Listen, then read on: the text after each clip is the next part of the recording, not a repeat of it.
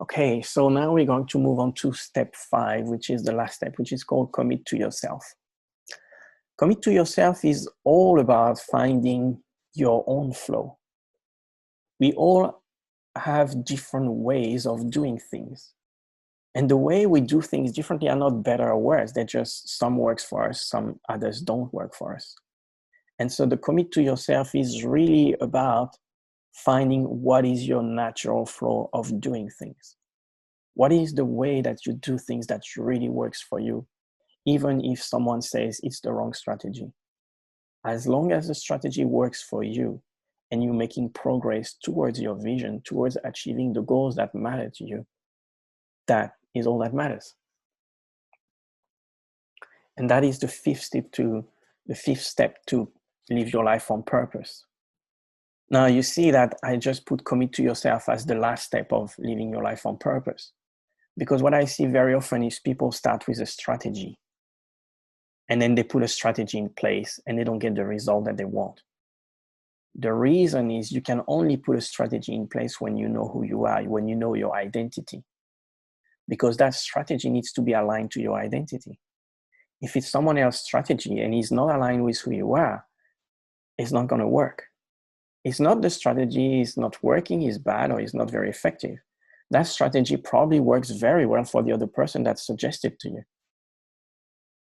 But the important is, what is the strategy that is working for you? So it's more important to craft your strategy around your identity than trying to borrow some kind of successful strategy from some stranger. Because the chances that successful strategy from some stranger, you'll have to tweak it a lot to make it your own. So you can gain inspiration, but you don't just do copycatting. You have to start first from your identity to be able to craft your strategy. And that's why clarifying your identity is the foundation. Then you unlock your unique potential, which also become part of your own strategy. Then you clear whatever roadblock is in the way. Then you look at where you want to go with your future vision. And once you have clarity and certainty about all these different steps, then you can find your own flow and create the strategy that is going to naturally suit you and the one that is best tailored to you. So that's why this is the last step. So in summary, when you want to achieve something, don't start with a strategy. Start first with who you are, your why, whatever roadblocks is in between that needs to be cleared. And then after you've done that groundwork, you can start to put the strategy in place. So having your own strategy and committing to yourself and finding your own flow is important for you so you can start to work smarter rather than working harder. For sure, hard work is going to be required in life. But you don't need to work harder just for the sake of working harder. You want to work smarter. You want to find the ways that works for you, even though people might say this is not how you do it. It doesn't matter what they say. What matters is what you're currently doing right now. Is your current strategy working for you?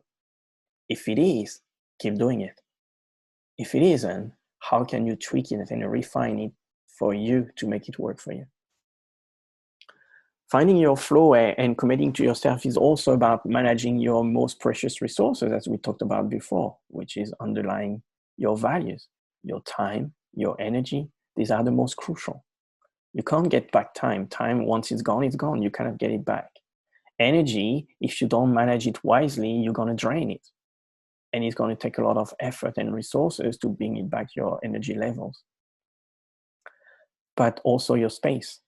You know, if you overcrowd your space, then you overcrowd your mind. So your internal world and your external world are very intimately intertwined. So when you have an internal world that is clouded, very often your external world is going to reflect that. But if your external world is very clouded too, it's going to cloud your internal world. And so managing resources is important. Managing money is important. You want to find a strategy that works for you, that makes you in flow, that allows you to build wealth.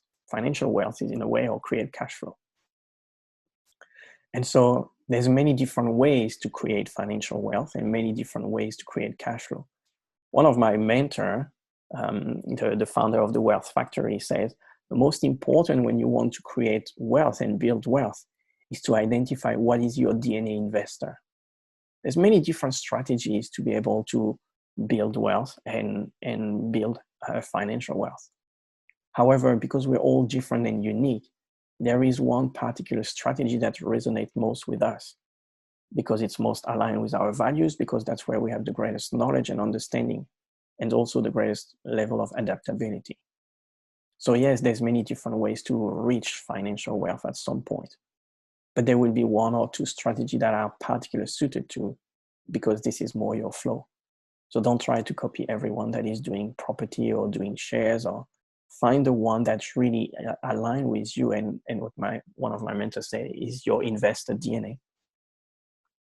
Now, commit to yourself is about having a plan.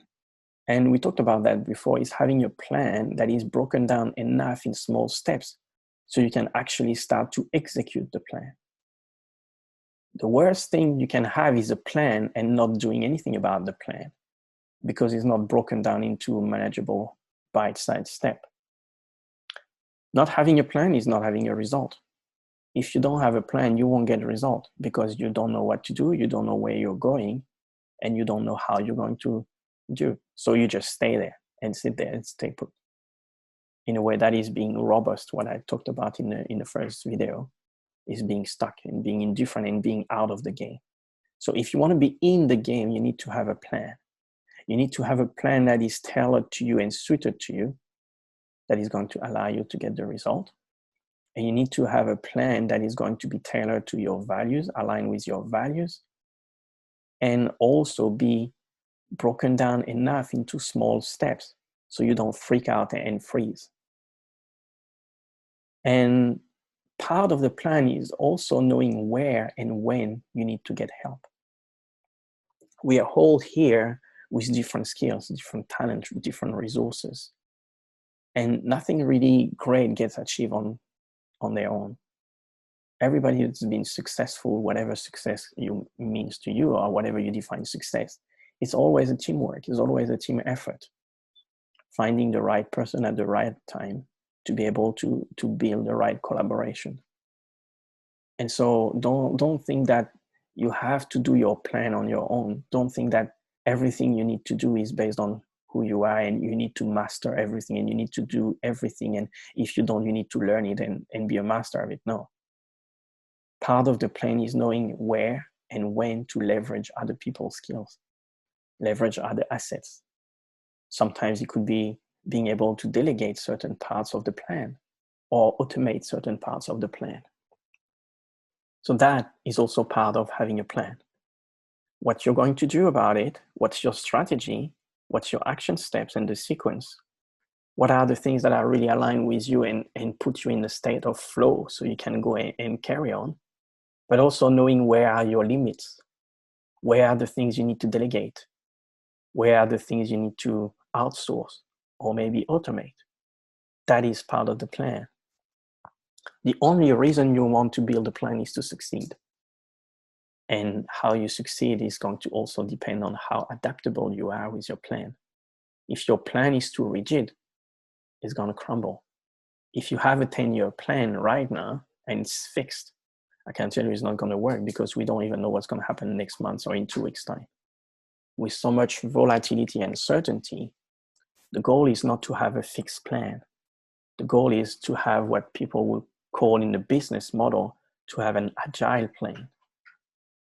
You start with something that you know, you work toward it, you make some progress, and you refine as you go. So that's the kind of plan that's going to work. Writing a business plan for the next 10 years is kind of useless at the moment.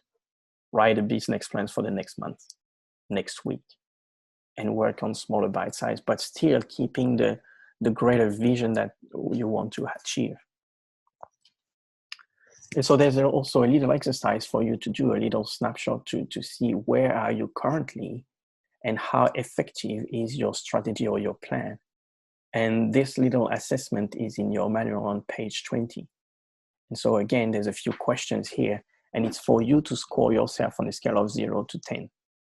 0 being not at all, no clue, no idea, completely lost. And 10 being certain, clear, and having a strategy in place and putting things in place. And so take the time to do this little exercise and reflect on what is your current state right now? How committed are you to yourself? And how clear and effective is your current strategy and plan? It's not about the past plan or the past strategy. It's about what's working right now in the current moment. And so take the time to do that. It's going to be a great exercise for you to see where there is an opportunity for you to fix or refine certain aspect of your strategy or plan. Now, I mentioned the importance of operating in flow. Operating in flow is when you do something and you're completely absorbed into the activity and time dissolve. That's one of the ways where we can do something, get completely into it, and forget about the notion of time.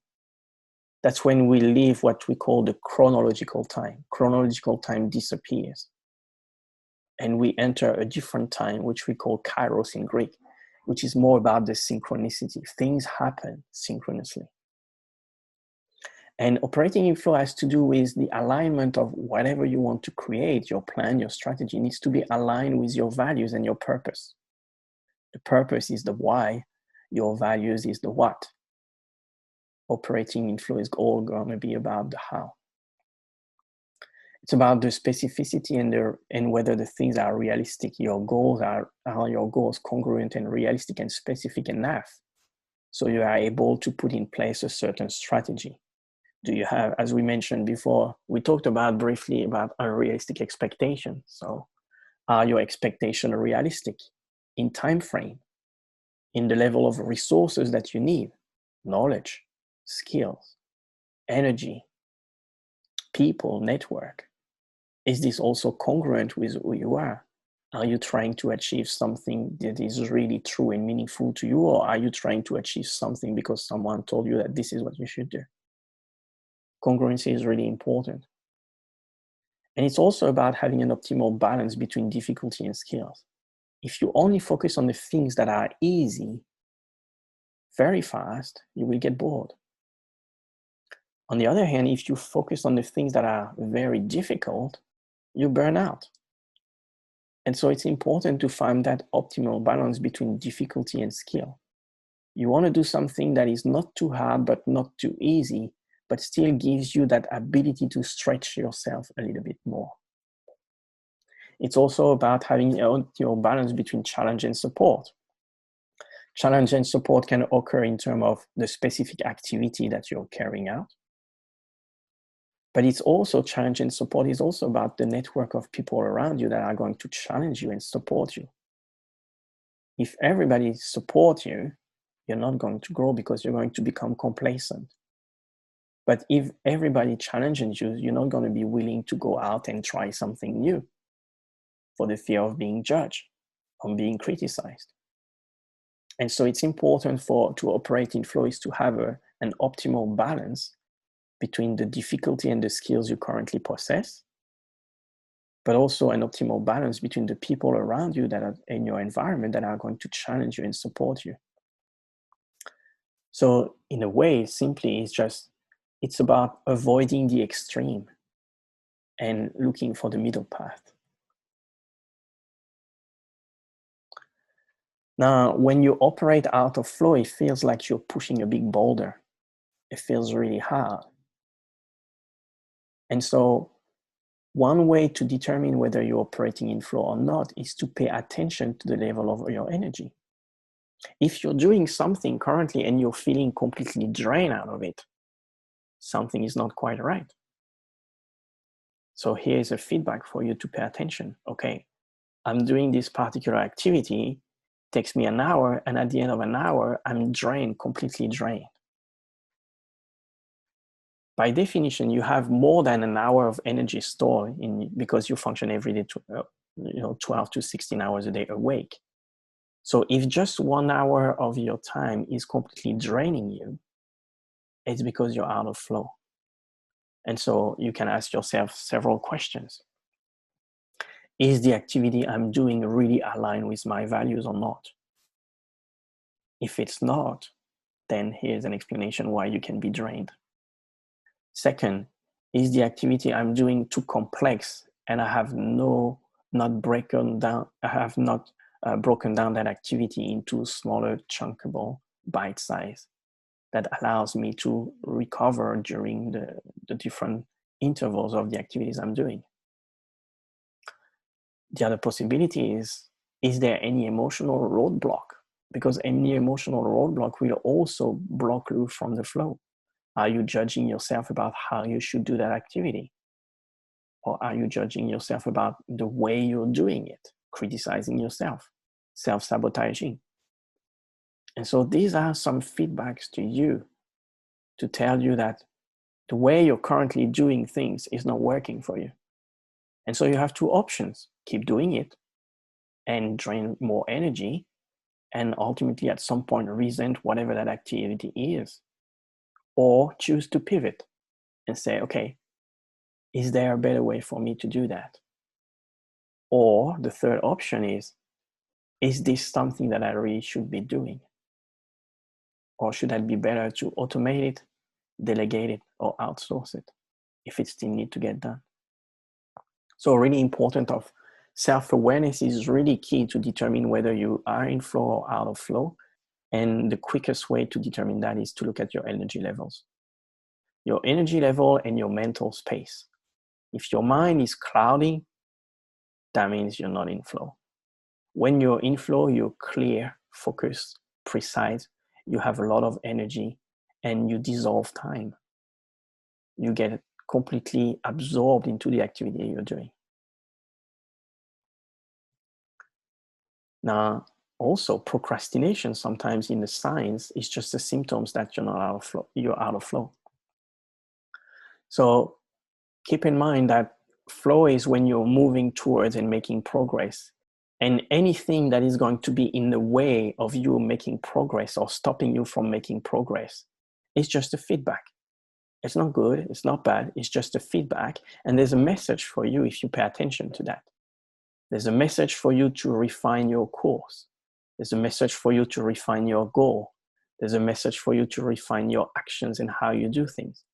There's a message for you to refine that, do I need to bring other people on board to help me with that? And so again, look, procrastination, if procrastination is happening towards something that is important to you, that means the current strategy you're employing is not the best. It's not the most effective and efficient strategy. So even though you might say, yes, I want to do that, and procrastination is just showing you that, no, it's not happening. Therefore, there are missing pieces. And it's for you to address those missing pieces.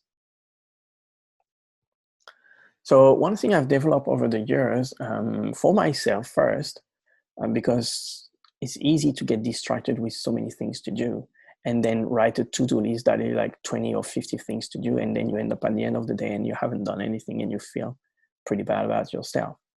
And so I developed a tool that I already share with some clients that is really helping to focus on the highest priorities. And this is a simple tool which I call the 1 minute focus and execution plan. And there will be a link for you to download that. But what I like this tool is there's several components to that tool. The first one is you start with the intention for the day. So what is your intention today? Because every day you might have a different intention. The intention is going to allow you to set up your day for success. And then you want to have some kind of time frame perspective, short term, mid-term, and a bit longer term. And that's why I have the 3 wins I want to achieve. What do I want to achieve today? So what is the thing that matters to me today that I want to achieve? Not something that I want to achieve tomorrow, but just today. What are the things that I want to achieve this week? And a bigger time frame this month. So this gives you the vision of your month or your week and your day. Now, honestly, when you start working on things, the biggest disruption is people. People that you need to contact. So there's 2 categories of people. So when you are in a project, very often you either need to reach out to people to be able to move forward and progress, or people are waiting on you and you're getting stuck and they are stuck because they're waiting for you. All the other people that don't fit in these two baskets are just distractions. And so here's a quick way of managing the connection time, especially in this day and age of internet and social media and social connection and notification everywhere. It's really, really important to manage your connection and your connection time, because the more you're going to be disrupted in your flow, the more this is also going to drain your energy. So here's a simple way for you to check on every day, okay, who do I need to reach out to? It could be business, but it could be family, it could be friend. It doesn't have to be a certain category, but there will be key people you need to reach out to today. Today, not tomorrow, not yesterday, just today. And there may be also people you're waiting on for some people to be able to make a decision, to start an action, to start an activity, or to close an activity or an action. And so who am I waiting on today? And then in terms of priorities, cut down your to-do list to the 5 highest priority action steps today. What are the 5 things that at the end of the day, you were to finish and complete those things? You would have a great day. You'll be successful, you'll be productive, and it would be a meaningful day. Just write down the top 5 priority action steps. If something else comes up in your mind, oh, I need to attend to that, I need to do that, write it in the notes section, because it's potentially you don't have to do it today. You can do it tomorrow, you can do it next week. But what are today's 5 highest priority actions that you must complete today? And if you just focus on that, you'll have a great day. And then you can write down next to it whether you've done it, whether you have done it, whether you've not done it, but also whether it's really for you to do, or can you delegate it or outsource it? As long as the activity and the actions is getting done.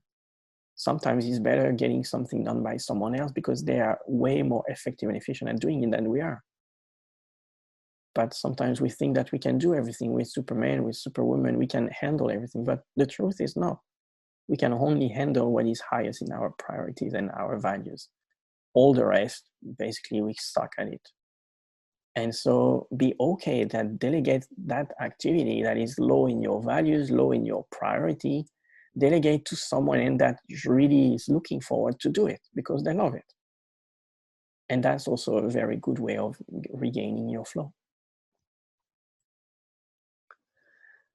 So commit to yourself is all about your personal leadership. It's about developing your resources and planning your resources. It's about focusing on progress, not perfection. The real voyage is really enjoying the journey. You want to enjoy every moment, not just enjoy the final outcome. Because otherwise you kind of delaying that celebration. And if that celebration doesn't come, your life is pretty miserable. So focus on everyday progress. Every little step counts. Celebrate every little steps. It's also important for you to reflect on what you do every day and how you achieve certain things every day. So you start to see that no matter what happens, you are always growing, learning, and evolving as a person. And then keep in mind that part of your strategies and what you want to achieve might sometimes require additional people. And it's important for you to create a supportive environment. People that are going to support your dreams, people that are going to support you, people that are going to challenge you too, because they're going to push you to be more careful in your decisions, have a second opinion or a third opinion, so you don't make stupid decisions. And so these are the 3 keys to develop personal leadership when it comes to strategy and plan. Plan your resources, focus on your highest resources, focus on progress, not perfection, and create a supportive environment. And so this concludes the 5 steps to live your life on purpose. So we started with the foundation, clarify your identity, which is all about values. Core drivers, we didn't talk about it, but all about values. Claiming your inner wealth is all about unlocking what makes you unique, what makes you different, because there's no competition with your authentic self. And the more you can bring out and bring about your authentic self in the world, the more you're going to be able to achieve your unique contribution and build your legacy. Then the third step was clear the roadblocks. We're going to have roadblocks no matter what happens. They're not good, they're not bad, they're just here to test our resolve and make sure that we focus on our highest priorities. They're simply feedback mechanisms. But the roadblock don't have to stop you on the way. Provided you know how to dissolve them, provided you know how to read first the message within the roadblocks.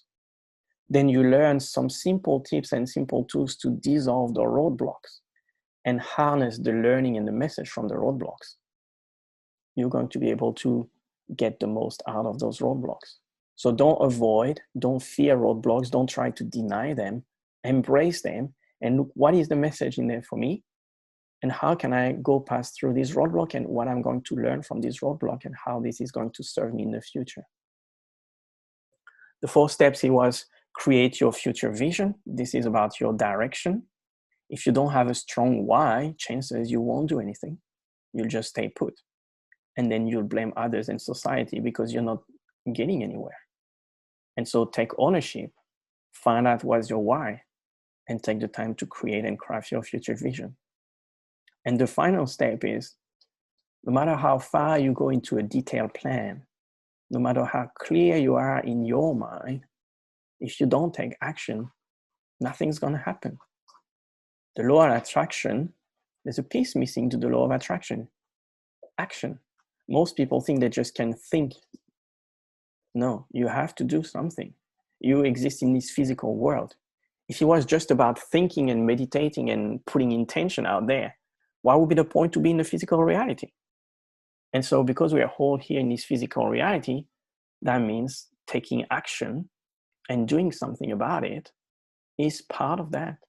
And so intention is very important. It gives you clarity, direction, and focus. But then you got to take action. And you got to take the actions that are aligned with who you are. The things that puts you in your natural flow. This is where you're going to be able to excel. This is what's going to give you the greatest success, the greatest fulfillment, the greatest impact, and as a consequence, bring the greatest amount of income in your life. So I'm just going to finish with just mentioning one Japanese concept. I love Japan, and I love Japanese history and this country. But they have a very interesting concept called ikigai that's been popularized very recently. And so ikigai is about a reason for being, meaning, purpose in life. And so keep in mind that your ikigai is to find what is your reason for being. And there's different models of ikigai, and that's one of the model. I have a different model, but that's one of the model that has been popularized a lot. And so it's about what you really love to do. What is your passion, your mission?